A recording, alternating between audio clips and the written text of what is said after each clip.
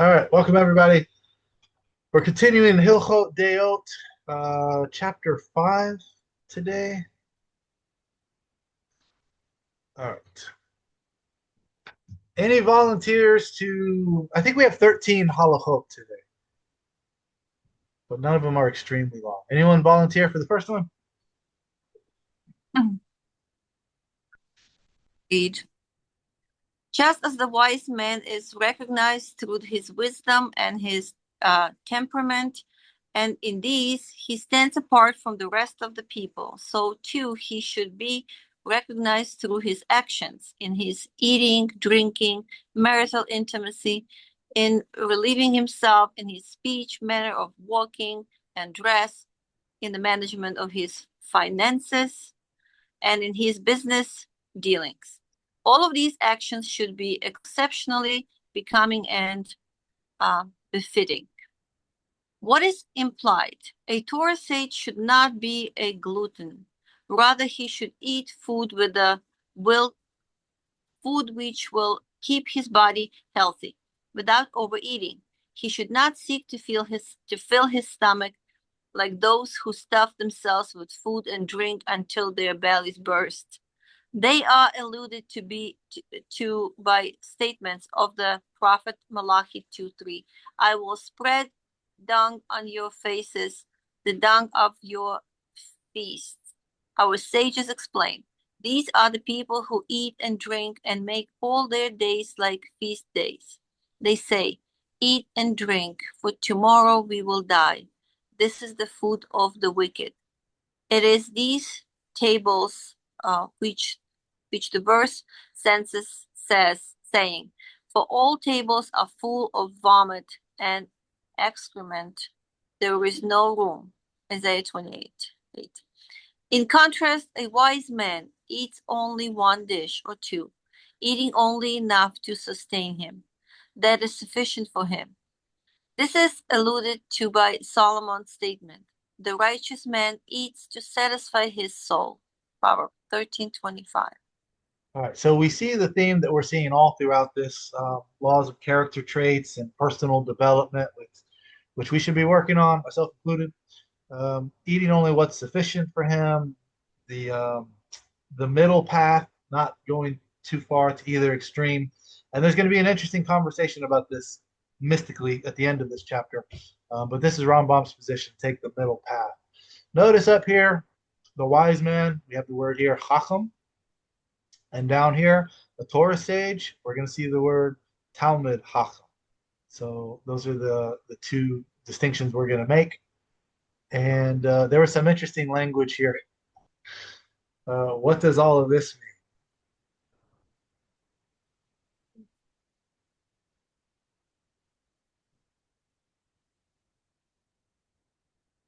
Though it's a mitzvah to celebrate the Sabbaths and festivals with feasts, here we're referring to those who eat self-indulgently and with a commitment to fill God's will, or constantly and not only on select occasions. I think that was one of these here. We've translated the verse in keeping with the interpretation of our sages quoted below. However, in its original context, the verse refers to those who bring the festival offerings without proper intents. So this might not mean you're literally spreading this on your feasts. It just might mean your sacrifices are not up to par. Okay. Number two.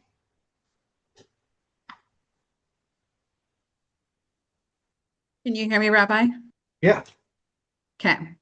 When the wise man eats the little which is fitting for him, he should eat it only in his own home at his table.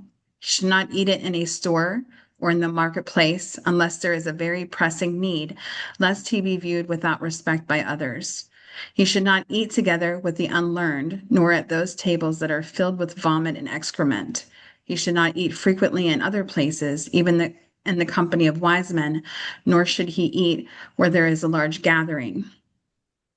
It is not fitting for him to eat at another person's table except at a feast associated with a mitzvah, for example, a betrothal or wedding feast, and then only when a scholar is marrying the daughter of a scholar. The righteous and the pious of old never partook of a meal that was not their own. Okay, so this is some interesting language here, right? We're refusing to eat in places that seem kind of like normal. So what does all this mean? Um, he should not eat in a store or in the marketplace. Though the Jerusalem Talmud mentions this prohibitions in reference to a Torah sage, a Talmud Chacham, the Babylonian Talmud condemns even a common person for such behavior, stating, "Whoever eats in the marketplace is like a dog." The passage in Kiddushin continues to explain such a person is an unacceptable witness, and the Rambam quotes that law in Hilchot De'ot 11:5. So we're basically talking about etiquette here. I recently heard that in Japan they don't walk and eat at the same time. I don't know if it's true or not, um, but that's basically what we're saying here is the etiquette of the times. All right, um, we're back to this language again. Tables that are filled with vomit and excrement. This expression is obviously a reference to Avot 3:3. When three eat at one table and do not speak words of Torah, there it is as if they eat from sacrifices to the dead, idols. For Isaiah states, "For all tables are full of vomit and excrement, there is no room." In his commentary to this Mishnah, Rambam writes, previously the verse dealt with eating and drinking while forsaking the Torah and those who study it. Therefore, all of these tables are considered as if excrement and filth. The foods of idol worship are eaten upon them. So when three or more are gathering, it should be a respectful Torah approved conversation. So the reasons for these restrictions is, as the Rambam expresses in the Guide for the Perplexed, the Moreh Nevuchim, to habituate a person, particularly when he relates to others, to emphasize the refined and developed aspects of his being and not those which he shares with other animals. Therefore, even when there is no danger of subjecting himself to undesirable influences or disgracing the Torah with which he is identified, he should refrain from performing a physical activity like eating in the presence of others. Imagine if you're going on a date with someone for the first time, are you going to be eating ribs and have barbecue sauce all over your face? You should keep Hashem on your mind at all times. Um, and we're going to see examples of more private times coming up than just eating together. Okay. It's not fitting to eat at another person's table except the feast associated with a mitzvah, betrothal, like wedding feasts, and only when a scholar is marrying a daughter of a scholar. There's an interesting example in here.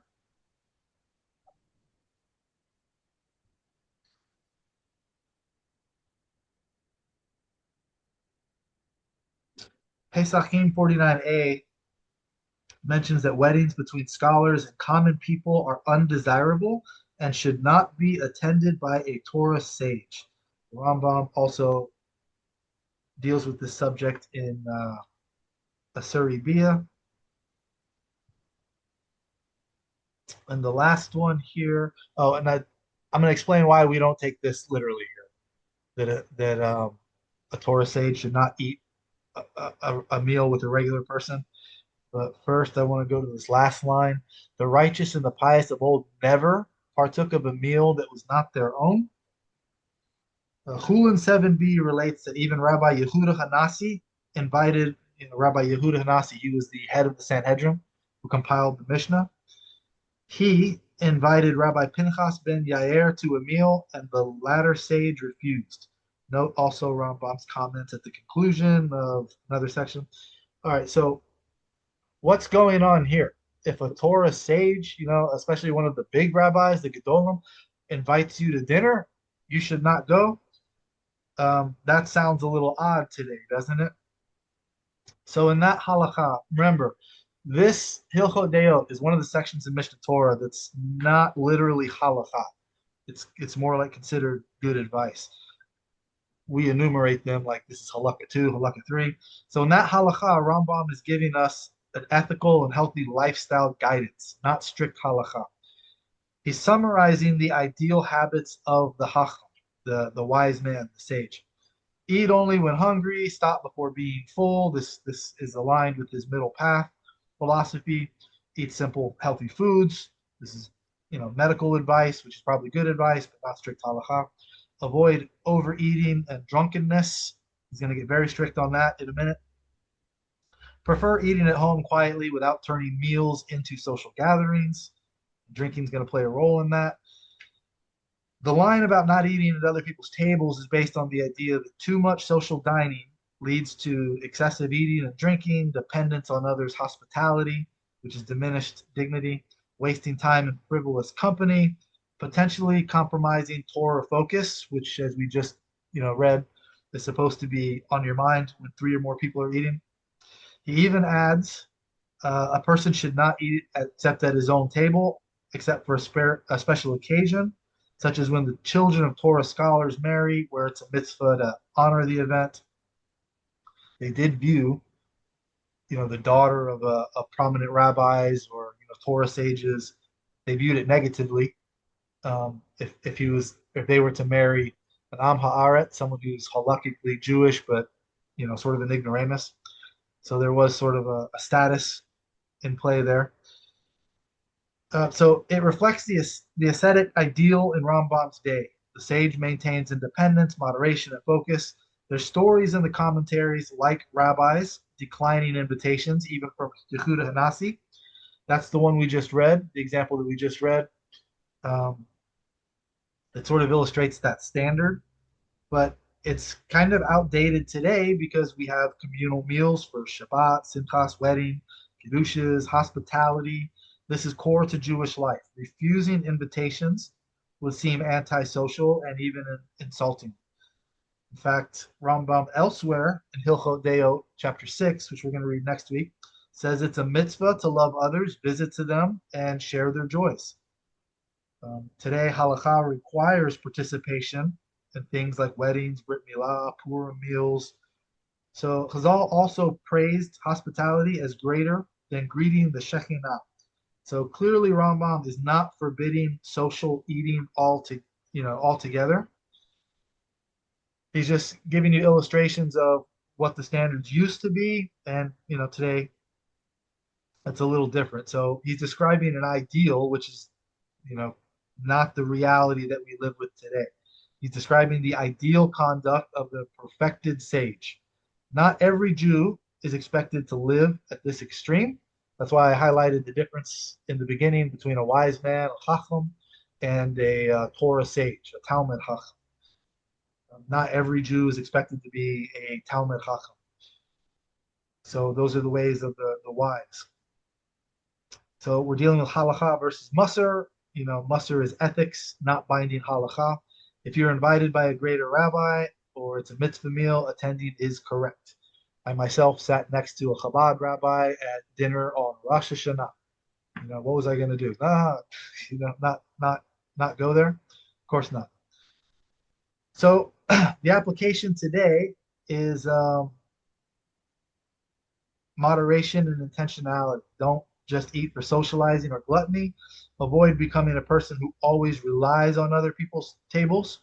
You can make donations if you're going, and eating at the synagogue all of the time, to pay for your way, even if you're not a member or whatnot.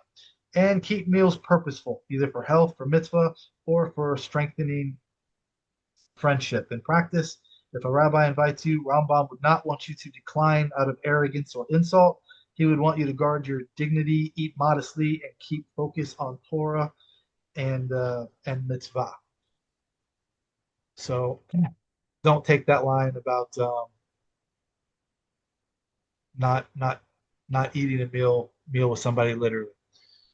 Okay, number 3. I can read. When a wise man drinks wine, he drinks only enough to soften the food in his stomach. Whoever becomes drunk is a sinner, is shameful, and will lose his wisdom. If he becomes drunk before the common people, he desecrates God's name. It is forbidden to drink even a small quantity of wine in the afternoon hours, unless it is taken together with food. Drink that is taken together with food is not intoxicating. Only wine that is taken after the meal is to be avoided. Thank you. So, whoever becomes drunk is a sinner. The commentaries cite Berachot 29b, do not become drunk and do not sin. A passage which seems to say that drink leads to sin, which it certainly can. And Rambam is very wants us to guard this very, very strongly. In his Guide for the Perplexed, chapter 8, he castigates drunken revelry in the harshest terms. He says a drinking party is more shameful than a gathering of naked people who defecate together in daylight in one place. Elimination is a necessary human function. However, drunkenness is the voluntary act of the wicked man. So he's not even saying that drinking could lead to things that are problematic. He says that the voluntary act of getting drunk itself is very problematic. So he also quotes Proverbs chapter 31, lest he drink and forget the law and pervert the judgment of all the poor. The Torah gives examples of the degrading effects of drunkenness. Noah in Genesis chapter 8, Lot, Genesis chapter 19. There are specific prohibitions against drinking. A priest is not allowed to perform the priestly service while under the influence of alcohol. Similarly, numerous passages throughout the prophets and sacred writings castigate drunkenness. These are also paralleled in the rabbinic literature in Sanhedrin and Vayikra Rabbah 12. He will lose his, if he becomes drunk before the common people, he desecrates God's name. Note Rambam's remarks in Hilchot Sanhedrin. When a person is given a position of authority over the community, most certainly he is forbidden to eat, drink, and become drunk in public and in a gathering of the ignorant or at a repast of friends. Woe to those judges who act with such affront to the Torah of Moses, who disgrace its laws and reduce it to the earth, bring it down to the dust, and cause evils to themselves and their descendants in this world and the next. And then it talks about the Zohar, which I don't consider authoritative, but apparently the Zohar agrees with Rambam on this statement. And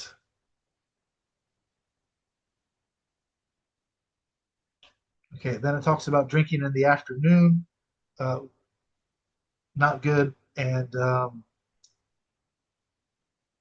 one who gets drunk without food. I think because bread is a staple there, so bread is, if you have one drink for lunch, you're having bread with it and it's absorbing. That's different than drinking afterwards, or when it's just alcohol alone. Okay, number 4.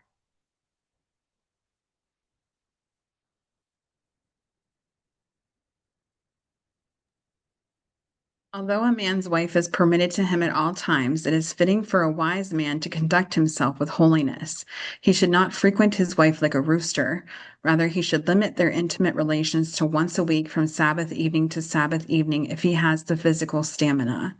When he speaks with her, he should not do so at the beginning of the night when he is sated and his belly is full, nor at the end of the night when he is hungry, rather in the middle of the night when his food has been digested.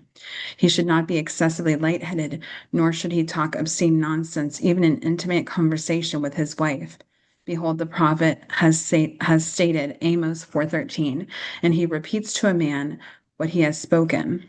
On this verse, our sages commented, a person will have to account for even the light conversation that he has with his wife. At the time of physical intimacy, they should not be drunk, nor lackadaisical, nor tense, neither both of them or even one of them. She should not be asleep, nor should the man take her by force against her will. Rather, the relation should take place amidst their mutual consent and joy. He should converse and daily with her somewhat, so that she be relaxed. He should engage in marital intimacy with her modestly and not boldly, and withdraw with her immediately. Okay, so although a man's wife is permitted to him at all times, I'm sure some of you are happier to hear that than others. But obviously, when it says at all times, it means at all permissible times. There's laws of nida, which is not permissible, but there's no limits to the frequency with which a couple may enjoy the intimacy. Although a Jew's commitment to holiness must encompass every aspect of his behavior, the Torah and our sages have always emphasized the importance of this quality with regard to marital intimacy. There is no more powerful expression of a man's basic instinctive nature than sex. Therefore, precisely in this area must a Jew reveal that his nature is not only material, but that he possesses a spiritual dimension that lies at the core of his being and seeks expression. For this reason, the Jewish marriage bond is referred to as Kiddushin, which emphasizes how Kedusha, holiness, is a fundamental element in marriage. Similarly, Leviticus proclaims, "Sanctify yourselves and be holy, for I am God, your Lord," as a preface to the laws prescribing forbidden sexual relations. Shavuot 18b interprets the above verse as also including a command to conduct oneself in a holy manner within permitted relationships. The quality of holiness involves not only restraint, as mentioned in the ensuing statements, but also the manner in which relations are carried out. The Rambam elaborates on this aspect in Hilchot De'ot, Laws of Prohibited Relations, chapter 21, and in his commentary to the Mishnah and Sanhedrin. The rooster, widely used symbol of lust. The frequency, it mentioned once a week. There's different occupations, people that go out like on a boat. I think Rambam's brother was like a diamond merchant and he would travel on a boat. So those people would be out for like 6 months at a time, and other people were donkey drivers. So there's different occupations that describes different levels of frequency, but it talks about the ideal of once a week for couples that are like home all the time, and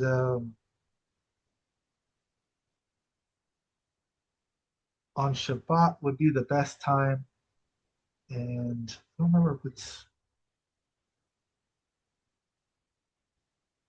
I think it comes up later, but it starts talking about Ramban in Igeret HaKodesh, which is something written by Ramban and also by um, one of the people, one of the Chabad people that that quotes it in the Tanya.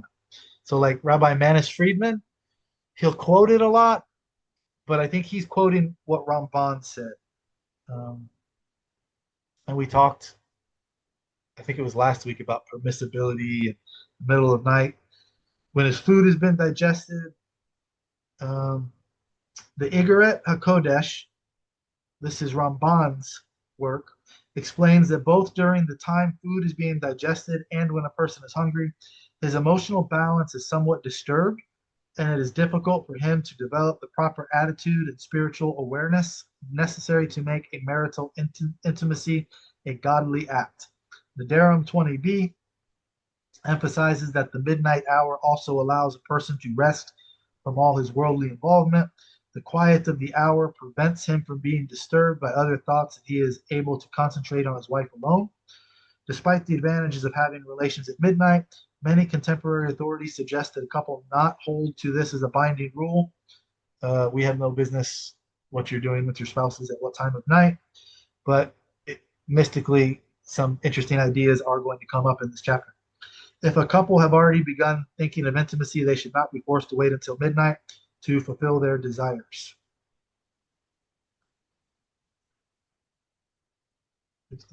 A person will have to account for even the light conversation that he has with his wife. When being judged in the afterworld, for every aspect of a man's behavior is significant. Uh, People like Rabbi Alona Nava, they paint this picture of what happens when we die. They'll say there's going to be a movie screen and a court, and the entire Jewish people is there. Every Jewish neshama is going to be there. And they're going to see what you did, what you said, every thought you had, every emotion, every feeling you had for your entire life. You're going to be judged by the entire Jewish people. We don't find anything like this in Torah. So it seems when Rambam makes these types of statements, that a person will have to account for even a light conversation that he has with his wife. It seems like, you know, he's talking about character development and traits that you're going to develop, not this mystical afterlife version that gets painted by some today. Although we do believe Hashem is going to judge us for everything, so we're going to see in other examples too. You're never out of range. Hashem will see everything. So keep that in mind whenever you think nobody is seeing you, or it's just you and whoever you're with. Hashem is always available to see what you're doing. Okay, Igeret HaKodesh. That's what I just mentioned from Ramban. Says you should motivate her with words that move her heart and settle her mind and make her happy. So your mind will be fused with hers and your intent with her intent. You should say things that arouse her desire, feelings of connection, love, will, and romance, and others which will lead her to the fear of God, piety, and modesty. It's almost like he's writing the original romance novels here. The commentaries note that Rambam's statements are based on the following passage from the Nedarim 20b. They asked Ima Shalom, the wife of Rabbi Eliezer, these are the people in the story of Bava Metzia 59b, why are your children so attractive? She replied to them, he only engages in intimacy with me at midnight. During marital intimacy, he uncovers a handbreadth and covers a handbreadth, i.e., engages in intercourse modestly, and it appears that a demon is pressuring him. He would withdraw after completing the sexual act. So the more mystically inclined, they bring in all of these examples, Manis Friedman included. He made one video saying that why do children have ADHD? He advised the person asking him it's because their parents are talking when they're having sex. They're not supposed to do that. They're supposed to be focused on the act. I personally don't subscribe to that.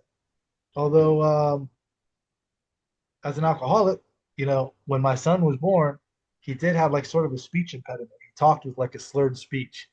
You would never notice it now. He's an adult, but it was very apparent as a child. So it does make one wonder, coincidence, or is there something to it? I'll let you decide. All right. We got a short one here, number 5. Rabbi, I think Salah has a question first. Oh, I don't see you guys, so I don't see anybody raising hands. So just jump in if you have a question, because I don't see you on my screen.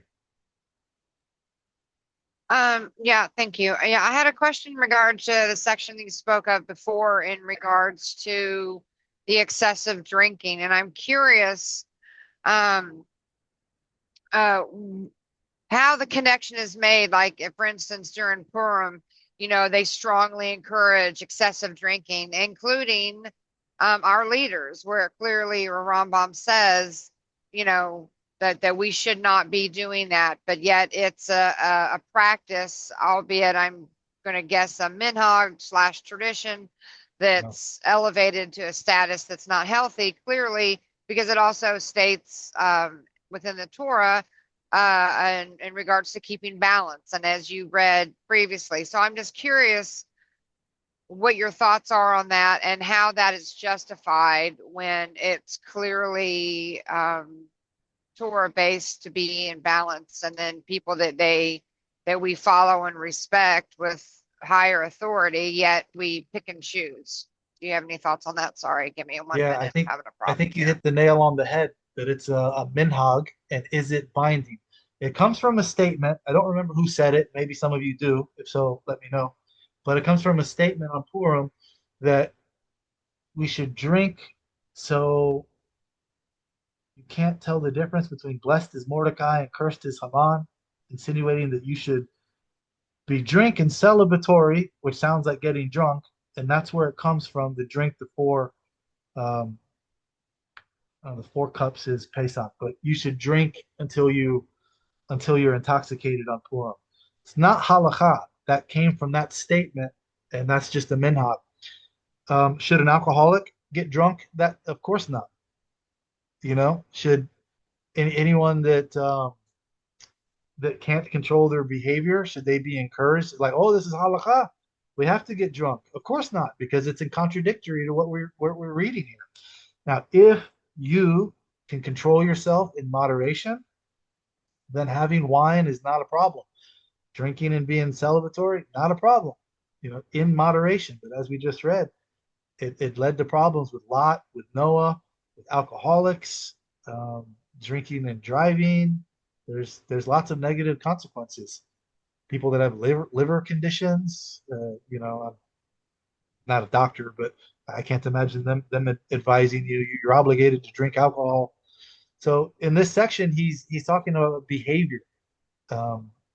So I don't see that at all as it's Purim. I have to get drunk, And as a Yeah, recovering alcoholic myself, 10 years sober, I'm not drinking on Purim. If grape I juice is agree. available on Shabbat, that's what I'm drinking for Kiddush. I find it problematic, and I was just curious if you, I don't know, because I've heard many from the top as far as rabbis or all the way down that say it's a mitzvah to do that, and that's not accurate though. Is that correct? That's not Right. a But mitzvah. remember, Okay. most rabbis don't make a distinction between this is a mitzvah, a Torah commandment. The Purim story is after Torah. Not a word is said about Purim in Torah. So it's not a mitzvah. Right. So is it halacha or is it minhag? To them, well, this is our minhag. It may as well be a mitzvah because that's what we do. But that's not really correct. And so when they say this is a mitzvah, it makes it hard to argue against, well, are we really supposed to be doing this? This is why breaking it down like this makes the most sense to me. Does nobody know where that statement comes from? Thank you.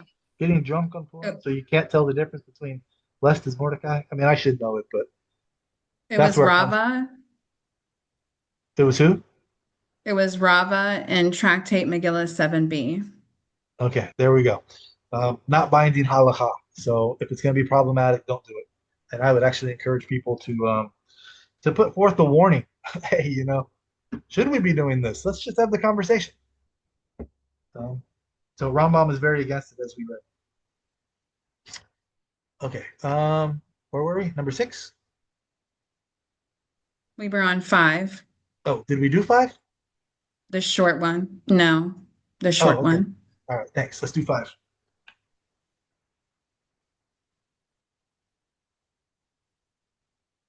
Yeah, I'm glad we didn't skip this one. All right. Anybody? Whoever conducts, Maria, do you want to go? It's your turn if if we're taking turns. Okay, I guess she's busy. Whoever conducts himself in this manner may be assured that not only does he sanctify his soul, purify himself, and refine his character, but furthermore, if he has children, they will be handsome and modest, worthy of wisdom and piety. In contrast, whoever conducts himself in the ways of the rest of the people who walk in darkness will have children like those people. Okay, so the Igeret HaKodesh. Again, this is Ramban, Nachmanides. He always gives you the mystical stuff. Rambam usually gives you the real life, practical, rational advice. So, what does this mean right here? If he has whoever conducts himself this way, he will have handsome, modest, worthy of wisdom and piety. The Igeret HaKodesh, the Ramban states, when a person joins together with his wife, while his thoughts cleave to the spiritual realms. Remember, this is what Manish Friedman is talking about. What you're doing during the act, talking, has an effect on the child that's born. That's not you know, no doctors will say that's the way the process works. Um, so the Igor Kodesh, there's two works, one by Ramban, this is what we're quoting here, and the other one by one of the guys that put it in the Tanya. It's a different work, but they're expressing the same concept that Tanya talks about what your thoughts are manifest in reality. But here we're specifically quoting what Ramban says. When a person joins together with his wife while his thoughts at that moment cleave to the spiritual realms, those thoughts draw down a sublime light which rests on that drop of semen. Thus, that drop of semen is always connected to that shining light. How do we measure this? Yeah, we don't need to. This is the mystic secret implied in God's words to the prophet Jeremiah. Before I formed you in the womb, I knew you. Had he already established, he had already established a connection of shining light with the sperm from which a righteous man was conceived at the time of his parents' union. And that is what Ramban says will lead to the child will become handsome, not the DNA transferred from the mother and the father.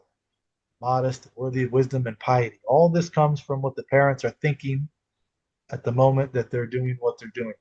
Rambam, I would say, why would he say this means they will become handsome? Remember, he's talking about not overeating. These are traits. These people are studying Torah. Piety comes from how you're living your life, modesty. I think Rambam is describing things that are going to manifest because of the way we live our lives. I don't think Rambam is talking about what happens to sperm because of thoughts. He does not bring these mystical ideas in any of his writings. So, but this is one of the examples where people can say, well, Rambam was really a secret Kabbalist. You just have to know how to decipher what he's saying.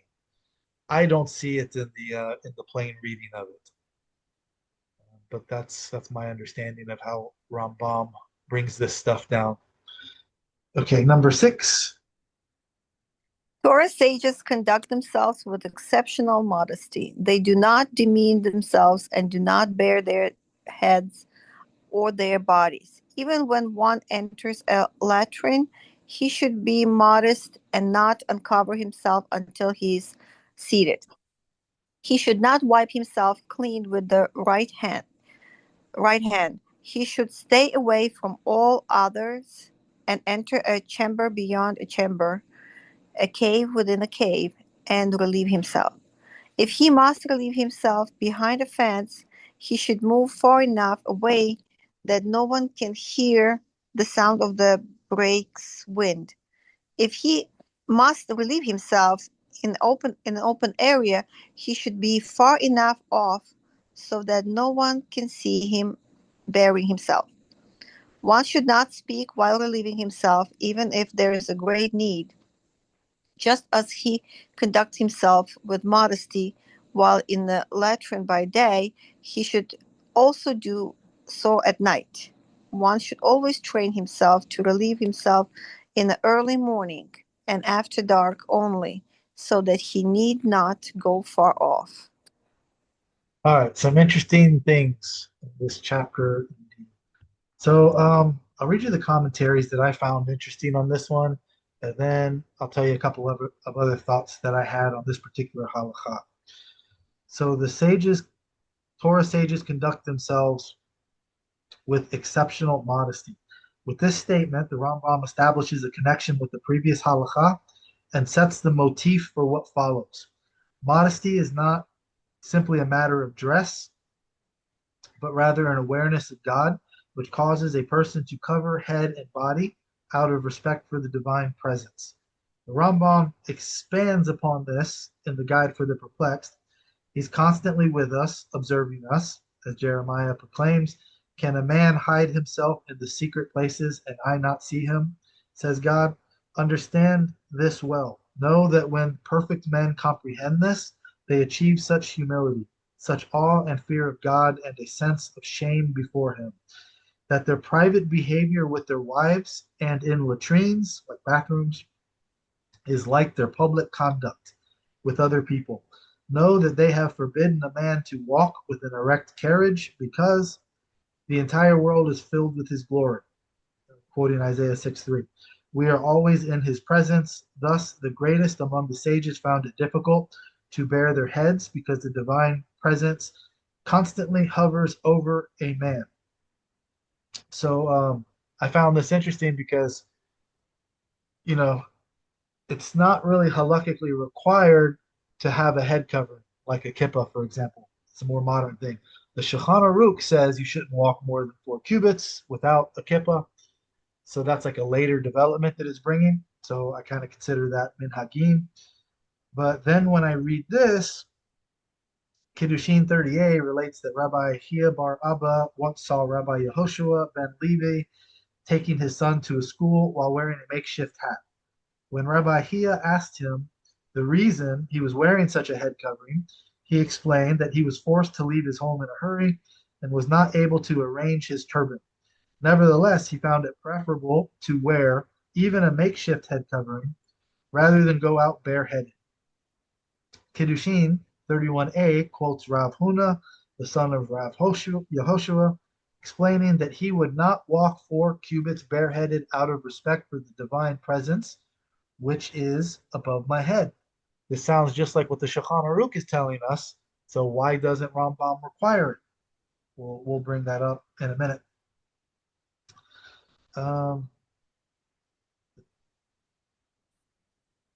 The Mishnah Brura, which is from the 1900s, it's the book that the Chafetz Chaim wrote, much more modern than even the Shulchan Aruch, lays down the following general rule. Any portion of our bodies which is usually covered should not be revealed unless there is specific reason for doing so. Modesty, as understood in the present context, results from the awareness of the divine presence. The ordinary man experiences such awareness while at prayer when he is as if he is standing before the divine presence. Now we're quoting Hilchot Tefillah. This is Rambam. And then he is required not to bare his head or various parts of his body, like his chest, his feet. This is the other interesting thing I found. Remember, Moses was not allowed to stand on holy ground without washing his feet, which sounds kind of more like what Muslims do today, which shows we used to do it and now we don't. So, as emphasized in chapter 3, Halakha 3, a wise man should try to be conscious of the divine presence at all times and places. As a result, he will constantly be modest. Though in Talmudic times and in the Rambam's era, personal modesty and covering one's head were considered signs of a sage, a unique and special merit. Shabbat 118b. At present, both practices have been accepted as ordinary behavior for all observant Jews. So there's examples of people covering their heads in the Talmud, which predates Rambam. That's what Rambam's giving us the halakha from. But he does not require a head covering at all times. Only if you're praying and studying Torah, then he does. But he also requires you to dress appropriately and present yourself as if you were standing before a king. The Shulchan Aruch brings it down that everybody should do that, which is not a bad practice, but I'm sort of a Rambamist, so I view it as optional during your day. And if there's a Jewish doctor walking around the hospital not wearing a kippah, you can't tell him he's violating halakha because Rambam would not force it upon him. The Mishnah Brura goes even farther than the Shulchan Aruch and says that even if you're alone in a house by yourself, sleeping in a chair, you should have a kippah on with a bonnet tied under your chin so it doesn't come off. And if you're driving a convertible and your kippah flies off, you should pull over and cover your head like with your hand, the way we just read about these other rabbis making a makeshift kippah until you can get to your proper head covering. So it's a much more modern practice. Rambam does not require it except at certain times. So what was it saying here about? Okay, He should not wipe himself clean with the right hand, since the right hand is used to tie tefillin and is given priority over the left hand regarding service in the temple, the installation ceremony of the priests, and other ritual manners. It's not proper that it be used for this function. Many authorities maintain that this restriction only applies when one is cleaning oneself with one's hand alone, but not when one uses toilet paper. I don't think most of us are using bare hands today.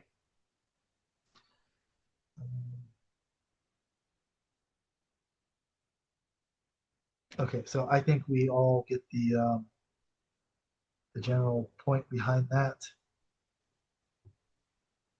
Okay, so the things that stood out to me. When Moshe stands before the burning bush, God tells him, remove your sandals from your feet, for the place in which you stand is holy ground. This is in Exodus. This sounds closer to the Islamic custom of barefoot prayer. And in fact, some midrashim, like Shemot Rabbah, and commentaries note that priests in the temple served barefoot. Kohanim did not wear shoes on the temple floor. So originally, bare feet on holy ground did signify reverence. So why don't we go barefoot to the synagogues today? Because once the temple was destroyed, the context changed. The requirement of barefoot service applied only to Kohanim in the Mikdash, not to ordinary Jews in their homes or synagogues. So over time, shoes came to represent dignity and modesty in normal society. Don't go to a synagogue barefoot showing your Circle K feet. Walking barefoot is often associated with poverty or disgrace.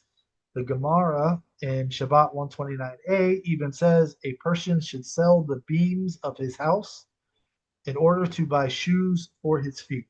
So covering our feet became a baseline expectation of dignity. But originally, this was not the case. All right, so Rambam's position on the head and body covering. As we mentioned, he says in Hilchot Tefillah, Laws of Prayer, in chapter 5, Halakha 5 says one should not stand in prayer with an uncovered head, bare feet, or wearing only undergarments. This is based on the principle, prepare to meet your God, O Israel, from Amos 4:12. In his time, covering the head was a mark of special piety, not universally required. Later, today, it became a standard Jewish practice. The same happened with feet. While in some ancient contexts, barefoot was reverent, in Rambam's world, covering your feet meant dignity and proper for prayer, which is interesting because he lived among Muslims who today, they have the foot washing basin in their mosques. Never been to a mosque, but they have those sections at airports, those prayer rooms, and they have them there.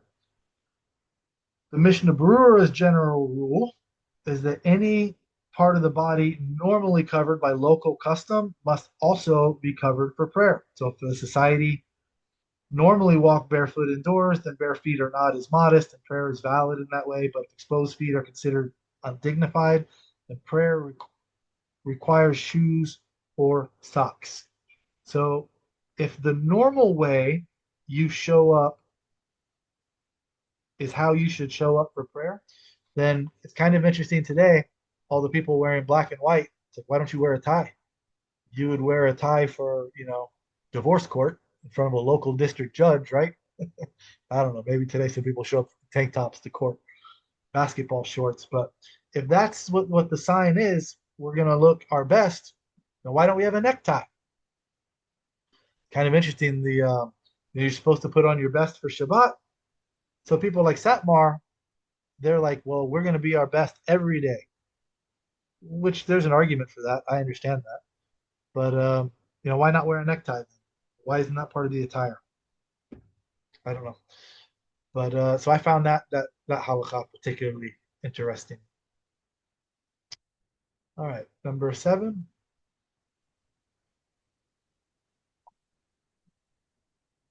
It's a longer one.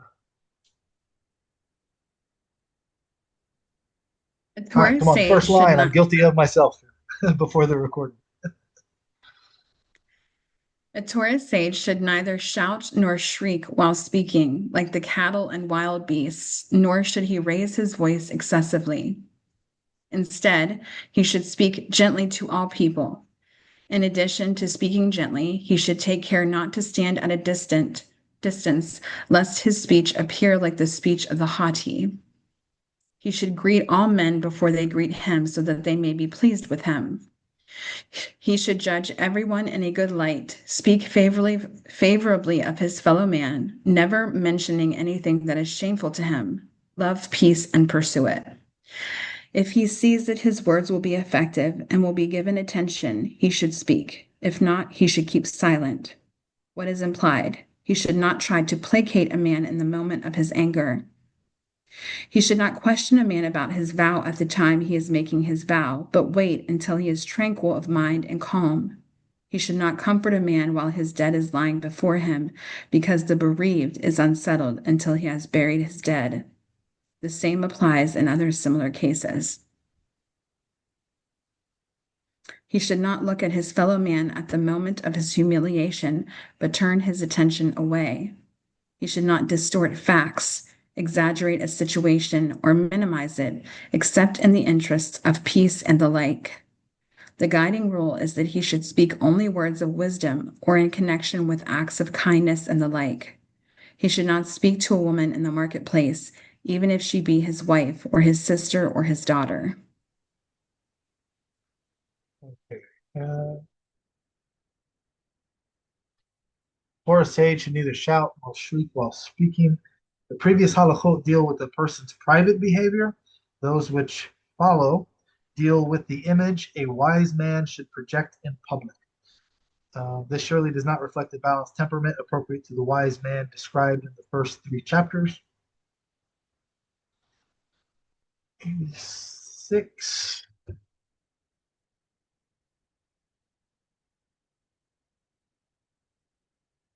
He should judge everyone in a good light, speak favorably of his fellow man, never mentioning anything that is shameful to him, and love peace and pursue it. Talking positive about one's colleagues has many advantages. Generally, doing so spreads love and a good feeling and motivates one's colleague to reciprocate. Moreover, it is also effective in encouraging positive feelings that will not taken firm hold in a person's heart. Saying good things about a colleague will ultimately motivate one to feel positively about him as well. Not really my strong point. There's other people that excel in this. This one other rabbi you guys know, I think Rabbi Goldschmidt, he excels at this. He's like, it doesn't cost you anything to just speak positively. When you see your colleague say, Bill, that's a new tie. That looks great. If your children bring you a picture, is that a mountain? Wow, that looks like a great mountain. It's just not my natural personality. So these are things that I'm working on myself. To love peace and pursue it. Avot 1:12 states, be the disciples of Aaron, love peace and pursue it. Commenting on that Mishnah, the Rambam quotes Avot de Rabbi Natan 12:3, which describes how Aaron would influence the wicked to repent. Aaron would greet a wicked man and befriend him. When that person would be tempted to sin, he would reconsider, thinking, would it be proper for Aaron's friend to commit such an act? Note also the continuation of the passage from Avot de Rabbi Natan quoted below. The general tone of previous points made in this halakha can be summarized by reference to another Mishnah in Avot 2:1. Which is the appropriate path for a person to choose? That which is honorable to oneself and brings him honor from men. A sage should spread love and peace among others, and through his example, motivate them to proper behavior. So we can all elevate those around us. You've heard that expression. You want to know who this person is? Show me who his friends are, and I'll show you who he is. Who you surround yourself with, and we can elevate each other. So the goal should be bringing everybody up. And the other one. That's very true, Rabbi. You are the company that you keep. Exactly. So it's interesting how you see all this old stuff and you see where a lot of this comes from. And there's another one here. that sometimes I'm guilty of because I gravitate towards controversial things like debates and religion and politics. If he sees that his words will be effective and will be given attention, he should speak. These things that make sense to me, I assume will make sense to everybody I tell them to. So I feel like I should speak. If not, then he should keep silent. As Ecclesiastes 3:7 states, there is a time to keep silent, i.e., a time when no person, no matter how wise or tactful, will be able to say the right thing.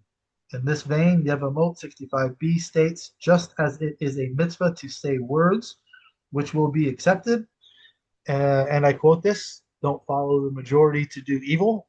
I don't care if I'm outnumbered and what I say is unpopular. If what I say I believe is true, I feel like I should speak up. It's also a mitzvah to refrain from saying words which will not be accepted. And we talked about that before the recording. Sometimes I've decided to just remove myself from certain groups where there's no point in speaking up. So, good advice. All right. Number 8.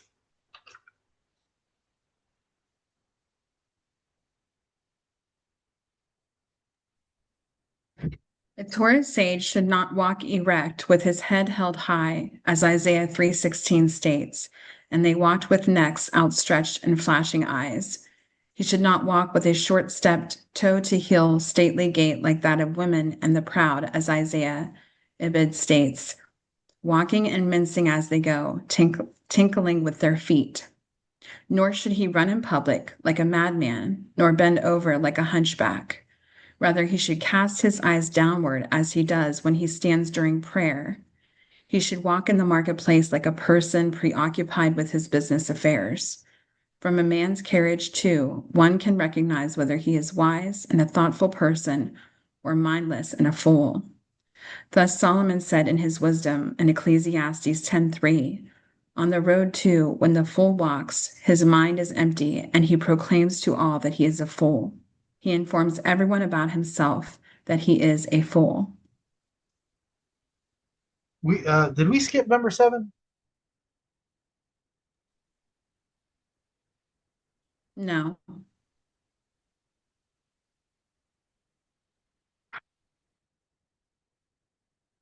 Oh, okay. I think I skipped something that we'll go back to that because I skipped something that I wanted to bring up. Okay, so number 8 that we just read.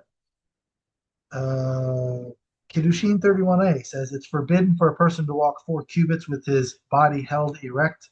As implied by Isaiah, the whole earth is full of his glory. An erect stance interpreted as an act of pride, which is an affront, as it were, to God's omnipresence. The Kesef Mishnah cites Hilchot 43b, which quotes the verse cited in Kiddushin, but mentions his prohibition among others, directed at preventing sexual enticement or suspicion of it. The verse the Rambam quotes appears to combine the two ideas. However, in the Guide for the Perplexed, in chapter 52, he quotes the passage from Kiddushin within a section dealing with modesty. These two interpretations are not mutually exclusive.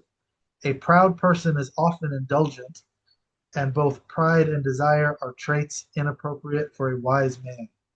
See Yoma 9b for a detailed criticism of the Pokwerty, I'm not sure what that word means, of the daughters of Zion, mentioned in the verse cited from Isaiah. The opposite extreme to walking toe to heel, the opposite extreme of standing erect, is basically telling how you should carry yourself. Hilchot Tefillah quotes Yevamot 105b. He should cast his eyes downward as if he is looking at the ground, and his heart upwards as if he is standing in heaven. This reminds me of me and Maria walking around Kriyas Joel on Shabbat. People just won't even look at you. They got their eyes down, they're mumbling, prayers and whatnot, but there's no suspicion that you're on the prowl. They're walking with their mind on Torah.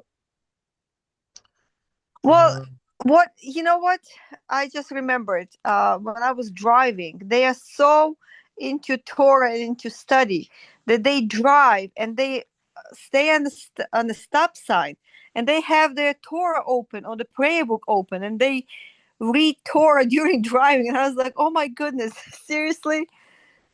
Yeah, yeah, they are focused on it. And when they're walking around, they're they're not attracting attention. They're not wasting time. Like at the airport, when me and Maria were walking, these couples, they'll eat in each other's houses. So both husbands and both wives know each other. But on the street, they'll cross the side of the road. So there's no impression that these two people that know each other are talking, the male is not talking to the other female inappropriately, even in the presence of their spouses.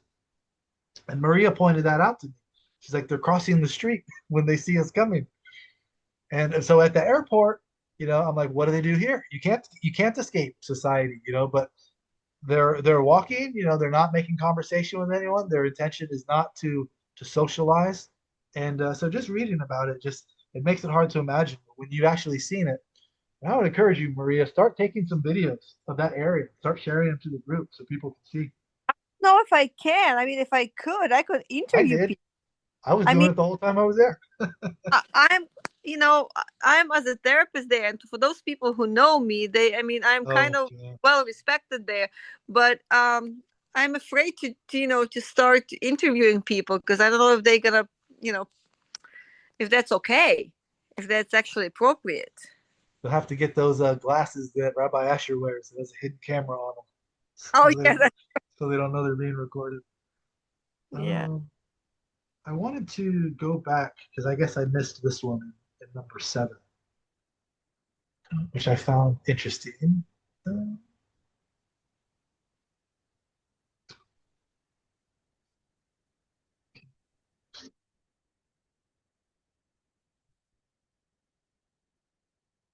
okay, number 90. Assuming these numbers match mine, the physical copy, similar cases. Yeah, okay.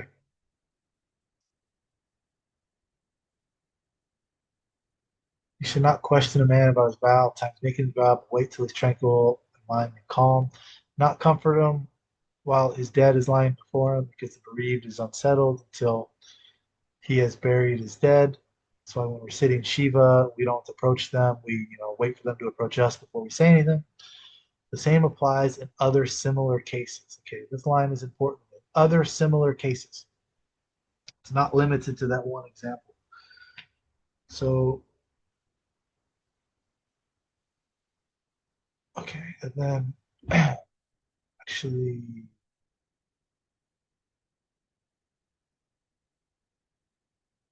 all right, so that's self-explanatory. It's actually 92 that I wanted to bring up.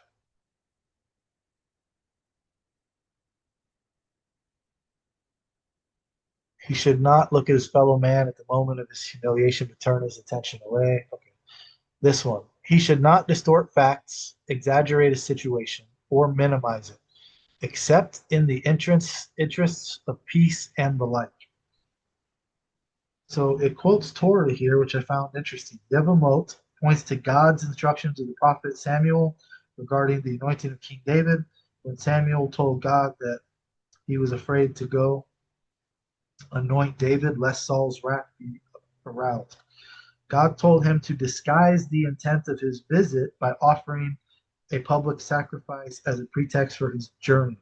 Similarly, and this is what I wanted to show you, it quotes Genesis 18:13, where God distorted statements by Sarah, which might have made Abraham feel uncomfortable. Are any of you familiar with that? I've got my Tanakh here bookmarked, so I'll read it for you because I wanted to see what it was saying there. 18:13.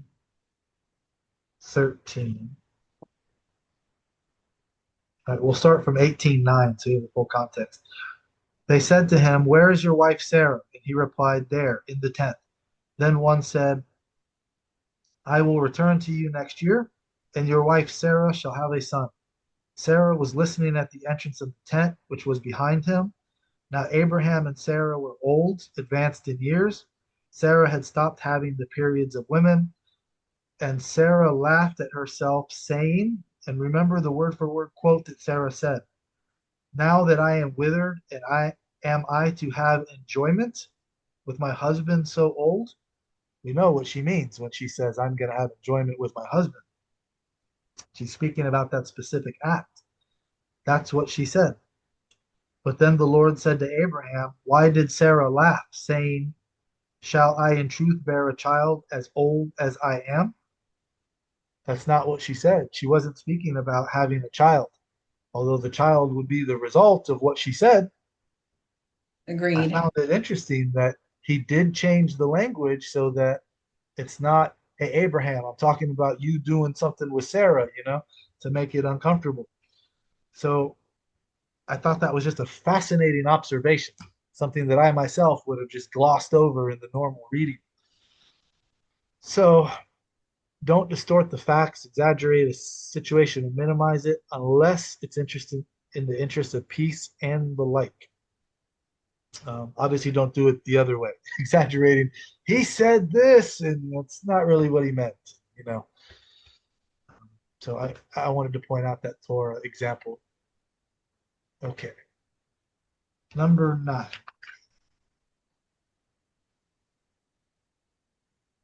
A Torah sage's clothing should be attractive and clean. It is forbidden that a blood or a fat stain or the like be found on his garment. He should not wear regal garb, clothes of gold and purple, which draw everyone's attention, nor the dress of the poor, which shames its wearers, but attractive garments of the middle range. His flesh should not be visible under his clothing, as is the case when one wears the exceptionally sheer linen garments produced in Egypt. His clothes should not drag on the ground like the dress of a haughty, but should extend to the heel, and his sleeves should extend to his fingers. He should not let his cloak hang down, for for that creates an impression of haughtiness, except on Sabbath. If he has no change of cloak in the summer, he should not wear shoes that have often been mended and have many patches. He may do so in the rainy season if he is poor. He should not go out in the marketplace perfumed or with perfumed clothes, nor should he put perfume on his hair. However, he is permitted to rub perfume on his body if he does so in order to remove filth. Similarly, he should not go out alone at night unless he has a set time to go out for his studies. All of these restrictions are instituted lest a suspicion of immorality arise. All right, so why is he not going out alone at night unless there's a set time to go out for his studies? Because if we know at, I don't know, 9 p.m., this rabbi goes out and learns at the Beit Midrash or wherever, then if we see him out at 9 o'clock at night, we know that's what he's doing because that's his set time. And that's why we don't want you going out at night, perfumed, trying to attract the opposite sex. All of these restrictions are instituted lest a suspicion of immorality arise. I remember, I don't know if it's a story told as a joke or a lesson or if it's a true story, but it was told that there was a yeshiva boy that he knows the rabbis don't go out at night because they're at home where they belong. So he waited till late at night to go out to a convenience store where they sell dirty magazines that he shouldn't have been buying. And so he goes out there in the middle of the night and he goes and he buys it. And then I don't remember how it ended. I think it was something like he walks out of the store and there's his rabbi in the middle of the night standing there with the same magazine. And I don't remember what the explanation was, but I think it was something like he said, "Rabbi, what are you doing with that magazine here?" And he says, "I'm confiscating them for people like you who come and buy these at night." And he Oh, took it. wow. So I just took this from one of your classmates. I said, well, did you, or did I just catch you buying the same thing you're not supposed to buy? So don't be out in the middle of the night where we can suspect you of these type of things. Well, But that's I don't remember. perfect like explanation or like excuse, yeah, I'm just getting it from people like you, but in fact he might be saying. Exactly. And I don't remember exactly how it worded, but that was the general principle that was conveyed. Um, and in the beginning here, a sage's clothes should be attractive and clean. How do I look? So this is actually um, why I started wearing dress shirts, not just on here, but even daily. Because by extension, the Torah, which is associated with us, so that's why I think we should look nice because we're representatives. We're representing the Torah, the religion, the Jewish people, all in one. So I think we should look nicer. Although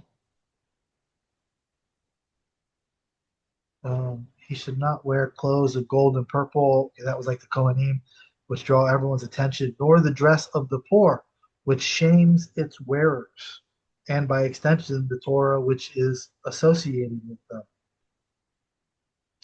So I guess this would be the the basis for people criticizing Asher. He's a rabbi. He wears his hat backwards or sideways like a gangster. That's not the image that a lot of rabbis give. Although I think Asher has a defense, though. Um, he should not be wearing these poor, the dress of the poor, which shames its wearers, but attractive garments of the middle range. Here, we see an expression of the middle path with regard to clothes. Note Shabbat 113a, which relates that Rabbi Yochanan would refer to his clothes as they that honor me. Where a person's dress should be that it motivates others to regard him with respect. So you see on Asher's classes, he dresses like a normal dude. I mean, that brings respect because he's like one of us. I guess that would be the middle range. He's not dressed nice, but he's also not dressed like a bum. He's dressed like a normal person, which makes it relatable. So there's the criticism Exactly. and the defense. What's that? I agree with you. Makes them relatable. I am I am both. I made a video for my friend the other day. I took a video here right before I took the class. I said I feel like one of the news anchors. You look at me through the window. I'm above the desk. I've got a shirt and tie, and I look nice. And then I put the phone down. You can see I was wearing like cargo pants, shorts, not wearing dress pants or whatnot. Sometimes I'm wearing jeans underneath my dress shirt when I'm out in public. So I'm halfway there. I look nice from the waist up for sure. Okay, where were we? Number 10?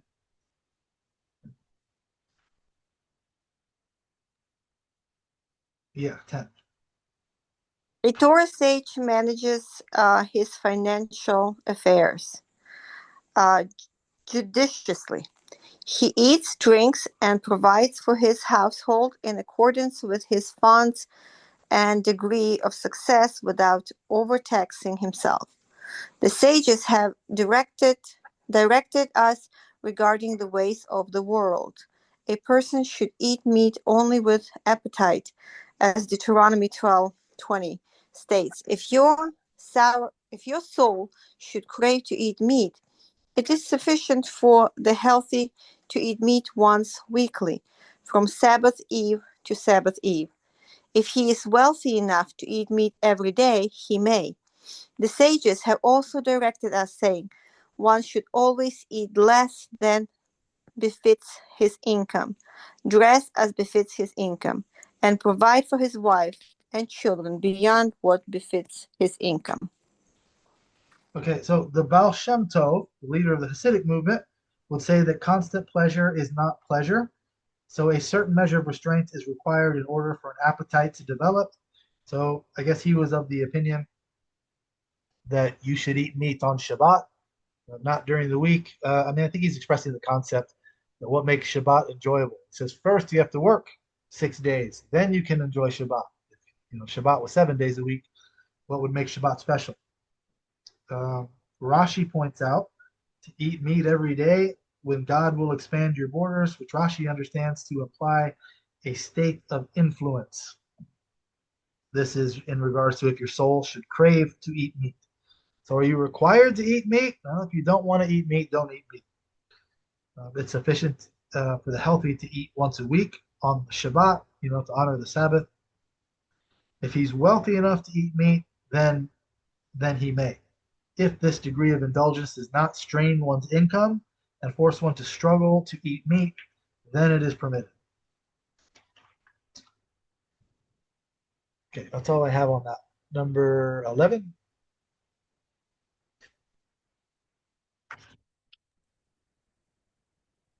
The way of sensible man is that first one should establish an occupation by which he can support himself. Then he should purchase a house to live in and then marry a wife. This order is priorities may be inferred from Deuteronomy 25:7, which states, "Who is the man who has planted a vineyard but not redeemed it?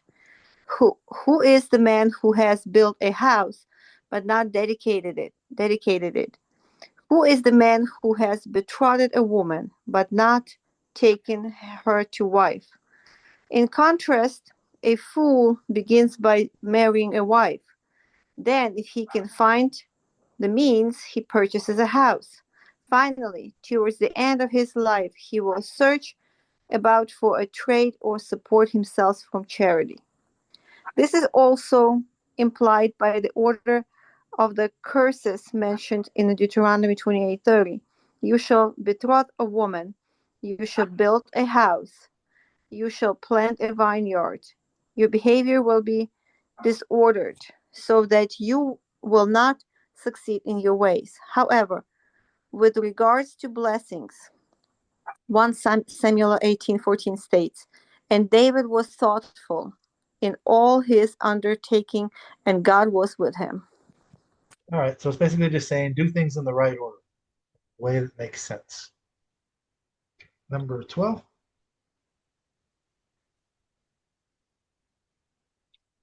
This is where he'll tell you what exactly is that order. And again, it's his advice. You might disagree in some areas. One One is is for, Go ahead. go ahead, Maria. Okay, one is forbidden to renounce ownership of or consecrate all of his possessions and thereby become a burden to society. He should not sell a field and buy a house, sell a house and buy chattel, or use money acquired by selling his house for trade. Conversely, he should sell chattels to buy a field. The rule is that he should aim to improve his financial position and to exchange the impermanent for the impermanent for the permanent. His intentions should be not to enjoy slight monetary pleasures or to enjoy some slight pleasures for which he incurs a great loss. Okay. So Rambam um, had some opinions. I'm not going to bring politics in, but you can decide whether he was on the left or the right. But one is forbidden to renounce all ownership or consecrate all of his possessions. In Hilchot De'ot, I'm not sure if I pronounced that right, he states, a person should not consecrate or dedicate all his possessions. A person who does so violates the spirit of the Torah. That is not piety, but foolishness. For behold, he gives up all his money and will require assistance from others.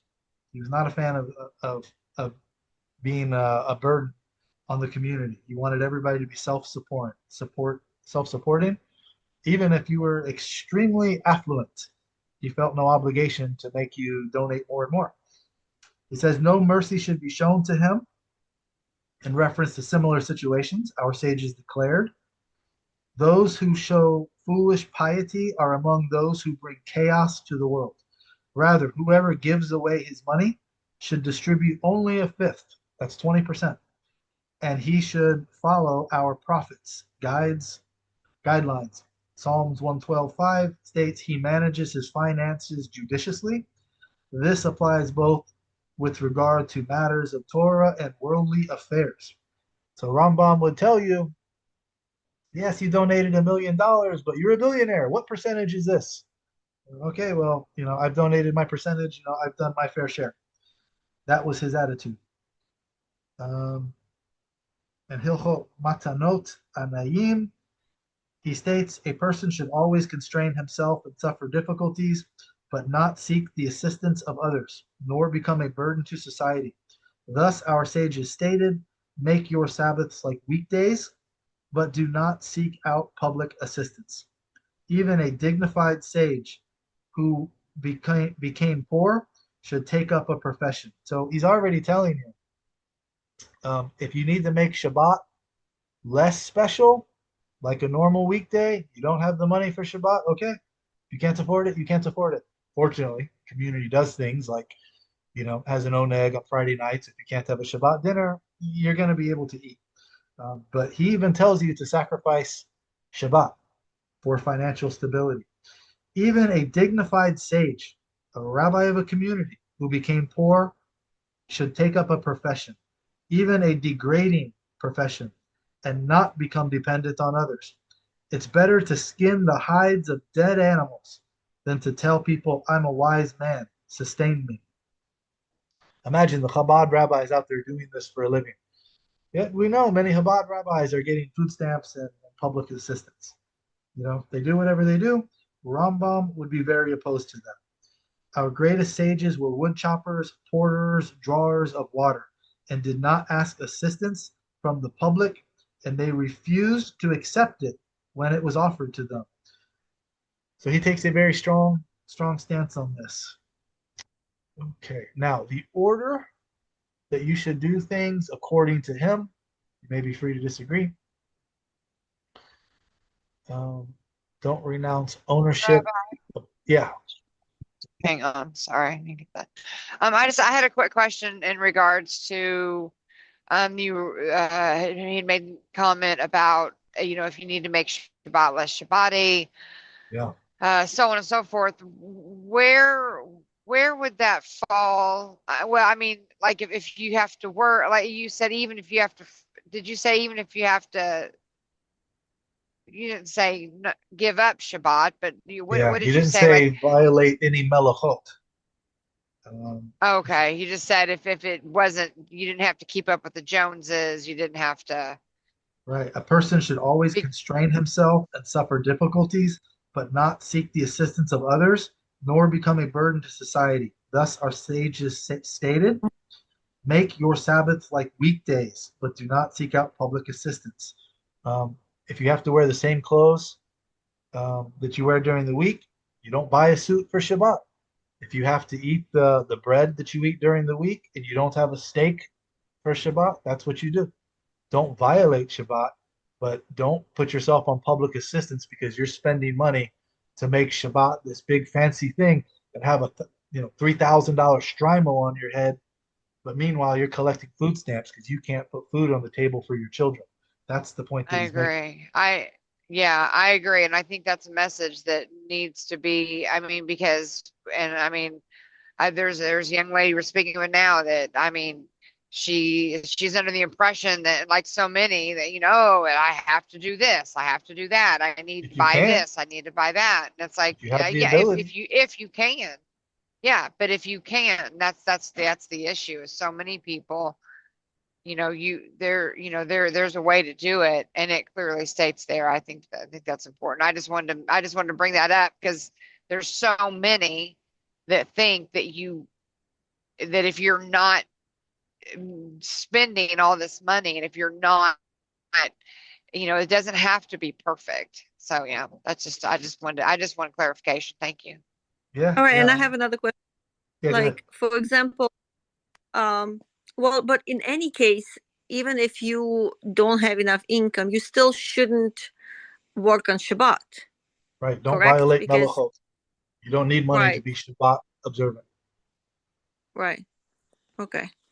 Nope. So it's not an excuse to say, well, if I make money on Shabbat and I work every Saturday, then I can afford nice things. That's not a justification to violate Shabbat. Yeah, but let's say people don't don't have enough money and they have opportunity to work on Shabbat, they still should refuse that because it's Shabbat. Find a way to work any Correct. other, but don't do it on Shabbat. Correct. There's a death penalty associated with working on Shabbat. I think you should put your trust in Hashem. Fortunately, there's a lot of communities out there that'll help you if you need, and I think that's the way to do it. Not everybody is Shomer Shabbat. What am I going to do? You know, some of them say I don't have faith. I think I need to work. I need to accept this job. Okay. Well, my definition of a good Jew is not one who's perfect, it's one who's getting better.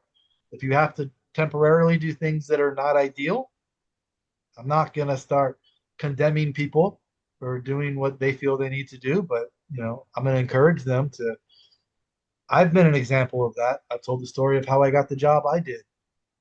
It took a long time, and I asked, you know, I was talking to my wife, am I really going to give in? And I ended up saying that night when we went to dinner, I said, no, I'm not. Hashem's going to provide something. And in the morning, he did. I found a job. I don't work on Shabbat. They won't even send me out on a Friday and risk something going wrong. I don't make it home in time. Every Yep. Jewish holiday, no questions asked. So I made the decision. What if that job wouldn't have came in the morning and I had to continue going? I think in my mind, you know, for me, what's the hardest part of stopping drinking? It's not really going one day without drinking. We've all gone a day, a week, a month, whatever. It's when you make the decision that it doesn't matter what happens, I'm never doing this again. That Yes. decision is the hardest part. And that's the decision I made that night. I don't care what happens. I'm not working on Shabbat. Fortunately, I did get the job the next morning. And that's why I think if I had not, I made the decision, I would have waited however long it took. So I'm an example of that happening. And this is what I encourage people to do. Now, I give lots of advice and people don't listen to it. But this is the advice I give people. Have faith, and I think you can do it. However, if you fall short in this area, it's no different than falling short in other areas, which for sure I've talked about in this very conversation, how I fell short today just before the recording. When we're about to read the chapter that points out where I'm falling short. we all have struggles, so I'm not condemning anybody. But I think the proper advice is to be Shomer Shabbat. Yes. Okay, so the advice that it gives you to follow, and again, you can disagree. This chapter is advice. The proper order to do things in become a burden. Do not become a burden to society. Um, okay, so he's telling even Torah sages should get a job. Uh, he should not sell a field. Why? It's a fixed asset which generates income. So don't sell that and buy a house. Even though it is a fixed asset, it does not generate income. Mine does. My field and my house both do. So we got to be business savvy here. And sell a house, which is a fixed asset, and buy chattel, movable property, which can be destroyed. So don't sell a house, which is a fixed asset, buy movable property. And don't use money acquired by selling your house for a trade. Rather, the money should be invested in another asset of lasting value. If you disagree, if you say, okay, I'm going to sell my house, so I have no expenses, I'm going to buy a truck. Truck is movable property. It's a trade. You're making money. All right, you know, there's examples where it might make sense to do that. You're living in your truck. You're making money. You have no expenses. But his advice is this is general advice. So there's examples where you don't necessarily have to follow it, but that's how he lays it out for you. Okay, last one.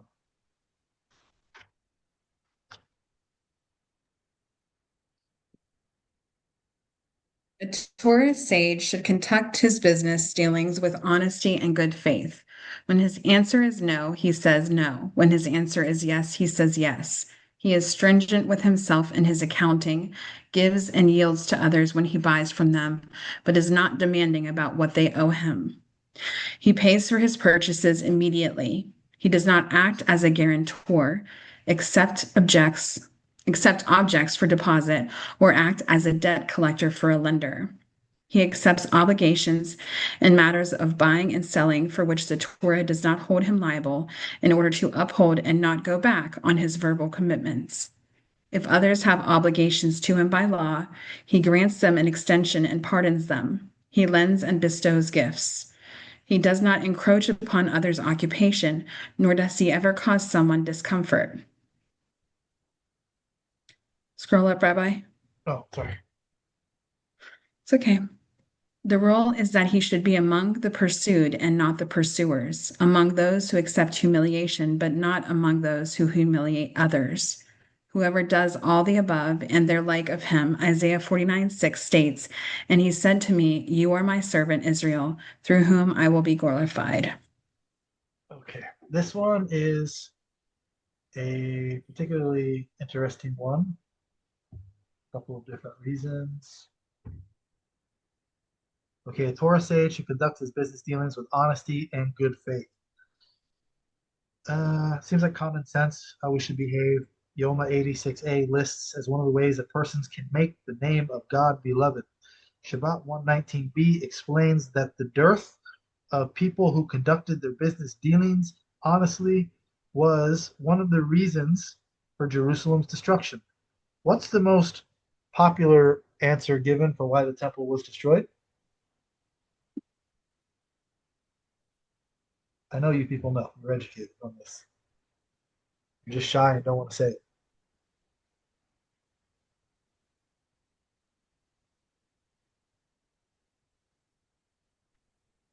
Baseless hatred. Yes. Stinat hinam, baseless hatred.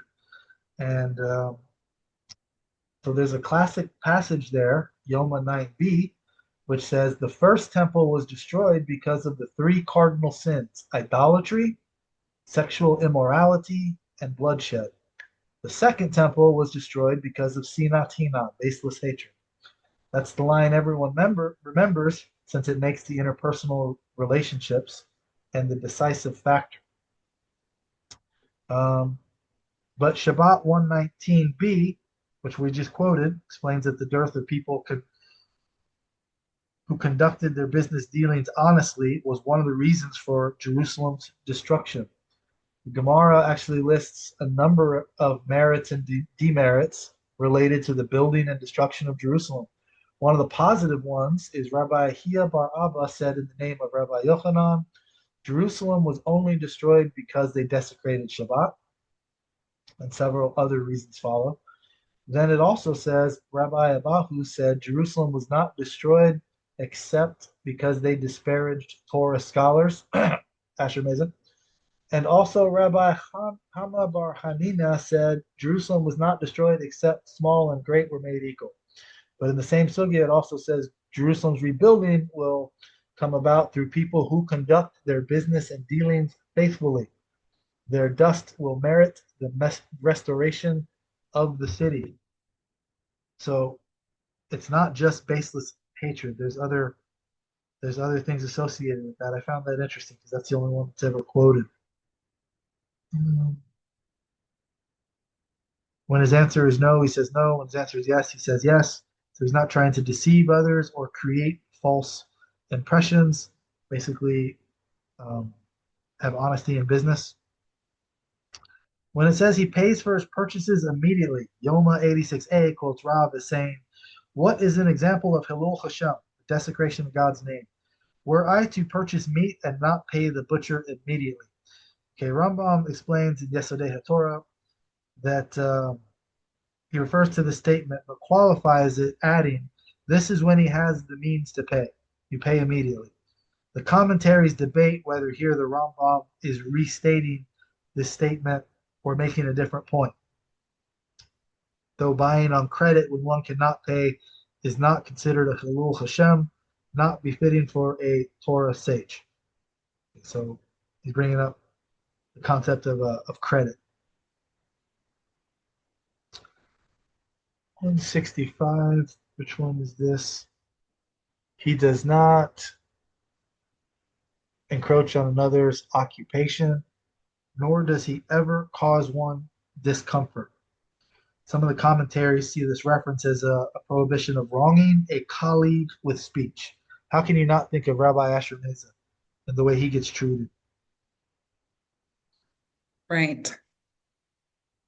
And the last one, whoever does all the above and their like of him, as Isaiah states, and he said to me, you are my servant Israel, through whom I will be glorified. The Rambam statements have the tone of a summation. This halacha concludes his discussion of the mitzvah of developing our characters in an attempt to follow the path of God. Chapter 6 begins with the discussion of different subjects that touch on our relations with others. I mean, you just watch his classes in the comment section in there. He really made a good point when he was saying, just look at the comment section. Who's saying I'm wrong, or who's just attacking my character? And I thought that's really related here. So next week we'll start chapter 6, and I'll just read you the first line of this, where it starts out in the first halakha. It's natural for man's character and actions to be influenced by his friends and associates, and for him to follow the local norms of behavior. And you really see that in the two groups: the people that respect Rabbi Asher and how we behave, and the people who are attacking him and how they behave, which I've been talking about this week, Elul Hashem and Kiddush Hashem. So I'm proud to be in the group that I'm in. And Me too. you And me see it too. right here. I'm using his Zoom account. I've got his name on here. So, I'm not ashamed of it whatsoever. Miles of difference, Rabbi. Miles of difference. All right, so we'll stop the recording. For those watching on YouTube, we'll see you next week for chapter 6.